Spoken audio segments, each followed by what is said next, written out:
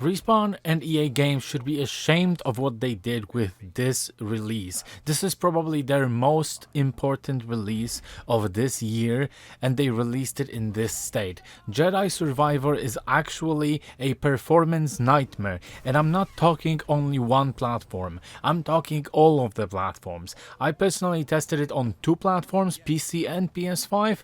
I didn't test it on Xbox Series X, but I look all over the internet. This is basically the same kind of scenario that you have with PS5.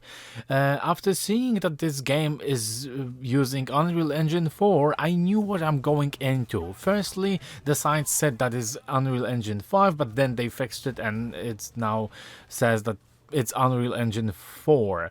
I survived games made on Unreal Engine on PC, and Callisto Protocol, which barely worked, Hogwarts Legacy, which worked kinda better than the Callisto Protocol did, but also had some terrible moments. At least it was actually playable, and I decided Star Wars is too much important game for me to deal with the same situation that I dealt with Callisto Protocol, or maybe Stellar Protocol, so I went with PS5 version, but of course physical to be precise, because if the game is literally performance nightmare on both platforms, I can actually resell it and get my money back. So, but before I turned on PS5 version, I went to Steam, I purchased the game, and I tested it on my PC. And like the game was already on 33% on mostly negative on Steam, and oh boy, I tested, and this is actually a nightmare. It not only stutters during the cutscenes, like when the camera angle changes, the game actually stutters and loses frames, but also the frame rate is all over the place. What's funnier is like the frame rate is literally the same despite of what you're going to set. Initially, game greets me with opening optimizing game files. I wait and look at the settings, and the game suggests that I should play on high for my RTX 3060. So I went with it. An intro goes 60 FPS, when camera angle changes it drops to 57 or 51, but it's mostly okay. And then we get off the ship and I'm greeted by this. 30 to 40 frames. When I actually gained control over Cal, my eyes went into shock, like I was punched by a huge dildo in the face. But okay, maybe it's going to be better later, like I said. No, it's not. Like later the frame rate starts jumping even more. The brackets are now 28 up to 48 frames per second. And I'm going into the settings, I change everything to low and still the same frame rate. I go into options and do unthinkable. I set epic, everything to epic. I even turned on the motion blur that I genuinely hate in video games. Still the same frame rate. Resetted the game because maybe not all settings got applied. Still the same frame rate. A fact that is also worth noting, the game only features AMD Fidelity.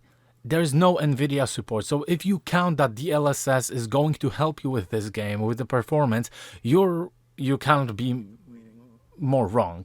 So while playing the game, it also shows you the messages on the screen. For an example, what button should you use and stuff like this. It actually freezes, and 1 or 2 seconds later there's a message displayed on the screen. I actually was like on the edge of my seat because I was like, oh my god, the game crashed. It didn't, but I was getting a heart attack when this actually happened. And sometime later I was getting tired of playing this shit show, so as a goodbye to the PC edition, I decided to turn on ray tracing, and this is the result of the turning on ray tracing using RTX 3060. What the actual fuck? And I trusted Respawn because they made great games. They made Titanfall, they made Apex, and first Star Wars Jedi game, which is a Fallen Order, which was amazing, also had issues on PC and even on consoles, but not to this extent. This is on the whole another level. So this is actually reason to be ashamed of yourself, like releasing the game that is so important, and a lot of people waited for it, and they know that people waited for it in this state. Like, I don't understand. And if you actually see no problem of playing this game on this performance with this performance issues, more power to you. Enjoy the game.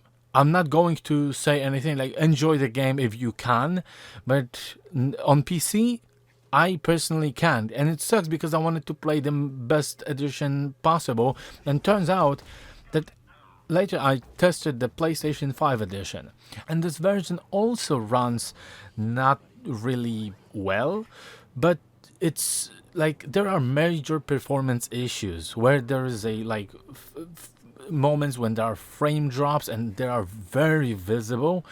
But one thing that PS5 version has advantage in over the PC edition is a frame rate. Even despite it constantly dropping, it is more stable than the PC version, and this is only performance mode. And I was really scared of turning on the quality mode, but I did it, and the game runs like, I don't know, it's kind of weird feeling. I wouldn't play this game in this state for anything. For me, it plays like it's in slow motion, it's locked in 30 frames, and it's just, but at least it's stable and it's not going to cause any like motion sickness if you want. But like genuinely feels like you're playing in slow motion. There is no like, the game doesn't have the same dynamic when you're playing in this, so I wouldn't actually advise you playing in the quality mode. And yes, for now the superior edition is PlayStation 5 version and probably the Series X that I don't have means to personally test, but PC edition is dog shit, and the PS5 edition runs like it runs, but at least it's playable and enjoyable to some extent. And yes, the entire thing is one big shit show. One of the most anticipated games of 2023 is now completely botched at launch. And there would need to be massive patches released to actually fix this performance issues on all platforms. Respawn and EA Games should be ashamed. This is unacceptable, and if anyone is going to try to justify this $70 release not working even for people with 4090s, just laugh at their faces. That's all for me. Bye.